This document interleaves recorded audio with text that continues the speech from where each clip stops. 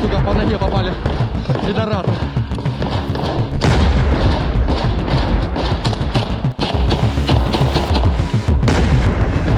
Ukrainian forces affiliated with the Azov Brigade have carried out a high-intensity assault on entrenched Russian positions, engaging in close-quarters combat that underscores the brutal nature of the ongoing war.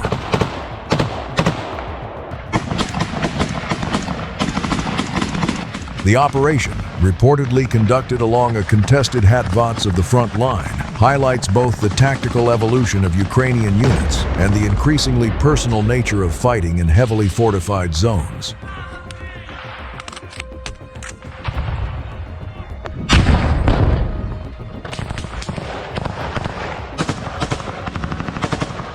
According to frontline accounts, the assault began under the cover of artillery fire and drone reconnaissance. Ukrainian troops advanced through shattered terrain, navigating trenches, bunkers, and debris left by months of sustained bombardment.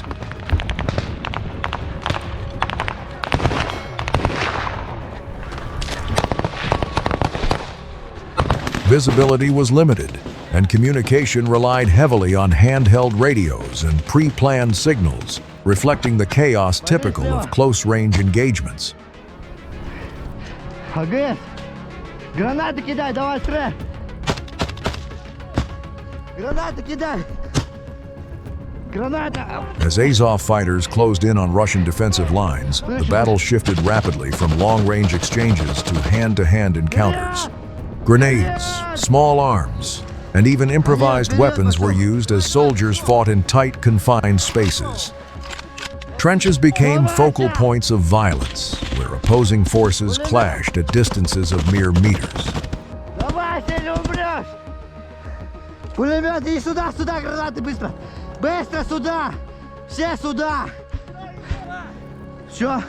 Military analysts note that such operations require a high degree of coordination and morale. Storming fortified positions is among the most dangerous maneuvers in modern warfare, often resulting in significant casualties on both sides.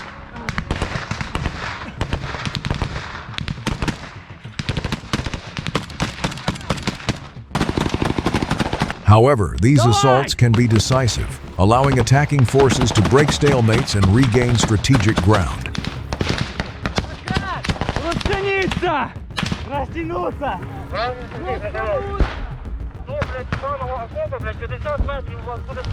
Footage circulating from the battlefield, though difficult to independently verify, appears to show the intensity of the clashes, with rapid bursts of gunfire and explosions echoing through narrow trench corridors.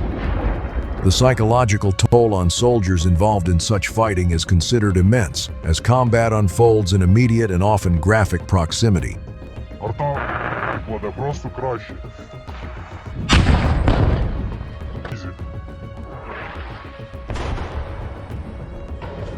The Ukrainian command has increasingly relied on smaller, highly trained units to conduct these targeted assaults. This approach contrasts with earlier phases of the conflict, where larger formations dominated operations.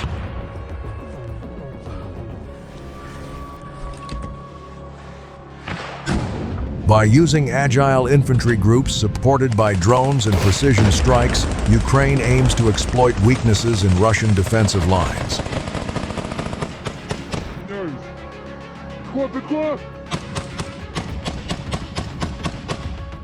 On the Russian side, troops have constructed layered defenses designed to slow advances and inflict maximum damage.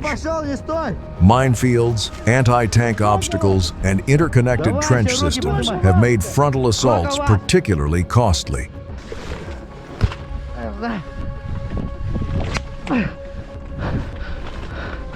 Despite this, Ukrainian forces continue to probe and attack, seeking opportunities to disrupt and degrade these fortifications.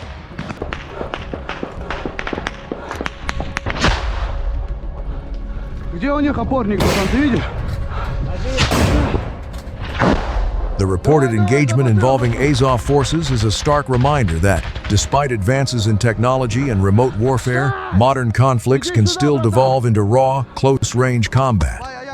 For soldiers on both sides, the fight is not only strategic but deeply personal, fought face to face in the most unforgiving conditions.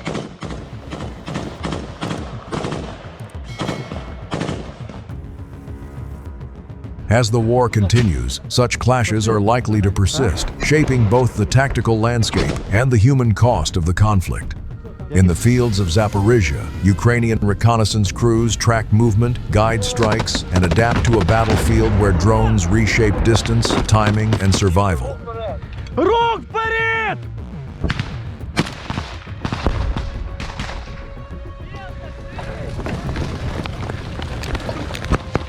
Along the southeastern front in Ukraine, a war shaped from above is unfolding.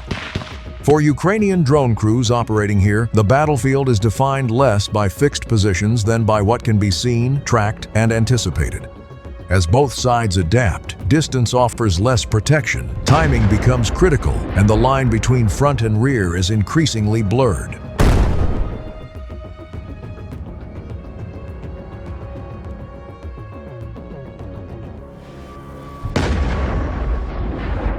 An hour east of Zaporizhzhia, the road begins to change from open countryside to fortified ground. At first, it is only a detail here and there, a trench cut into the earth, coils of barbed wire, a mound of fresh soil at the edge of a field. Then the defenses thicken with every mile. More ditches, more prepared positions, more checkpoints.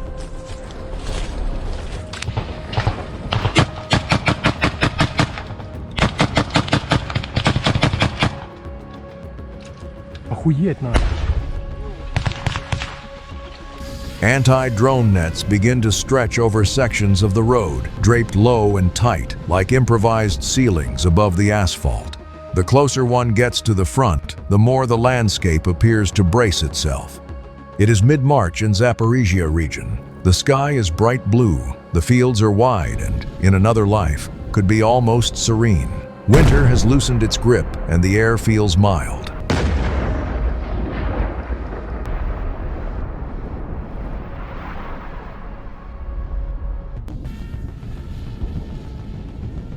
But somewhere ahead, beyond the tree lines and the open land, smoke is rising. The sound of explosions, faint at first, grows clearer with every passing mile.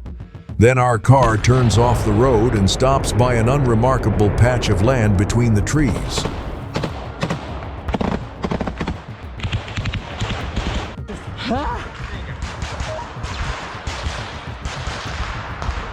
There is little to suggest that anything military is hidden here. No sign, no bunker line, no visible infrastructure, only the entrance to a dugout cut into the ground. Bob and the two men on his crew, Arctic and Quill, part of a reconnaissance drone team, had begun their multi-day stint the day before. For several nights, this hole in the earth becomes home.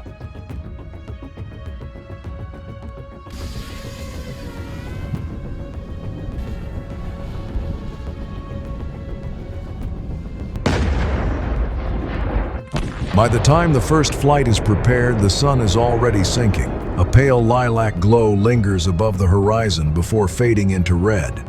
Outside, the team moves with the quiet routine of men who have done this many times before.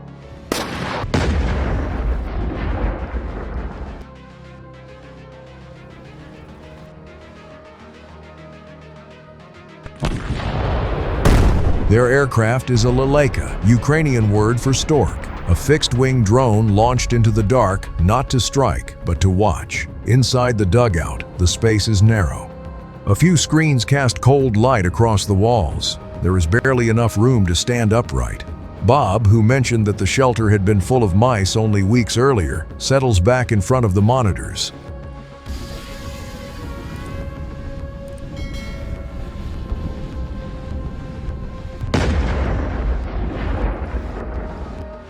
One man flies the aircraft and another works the camera. A third stays with the stream, in contact with commanders, following the same live feed from their bases. They see exactly what we see, Bob says. This is how the war is fought now. A buried chamber of screens, cables, antennas, and scattered batteries.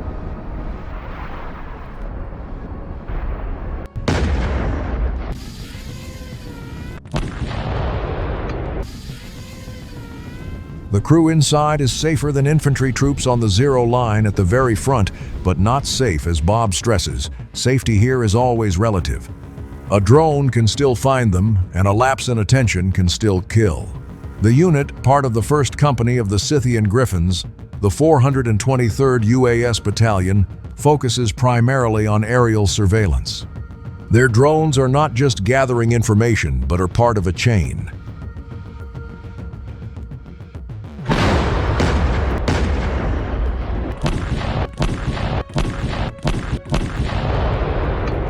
Targets identified here can be passed on to artillery units, FPV teams, or other strike elements. Fire can follow within minutes, depending on availability. We can support any strike, Bob says. Whatever is close and can work. Their task is to search for Russian artillery positions, movements, shelters, signs of life. Even a generator, anything that might matter to assault units operating in the same sector.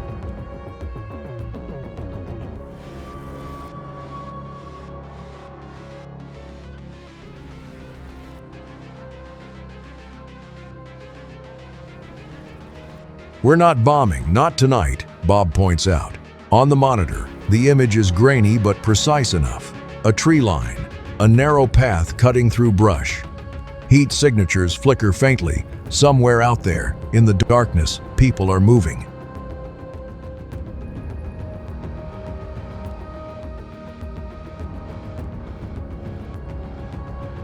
Ukrainian fixed-wing reconnaissance drones are vulnerable to detection and targeting, particularly by Russian first-person view, FPV, drones that have become increasingly effective. Several losses forced units like this one to adjust their routines. If we lose our planes, we lose everything, he says. These aircraft are far more expensive than the small Russian FPV drones used for strikes. Losing one matters. Night does not eliminate that risk, but it reduces exposure.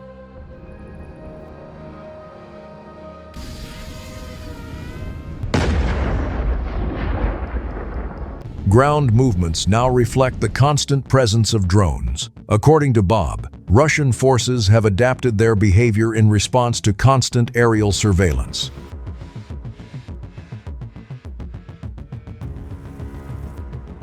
The enemy's heavy vehicles rarely move freely close to the line anymore, he says, since they know their tanks and armored units are too easy to detect and too easy to destroy.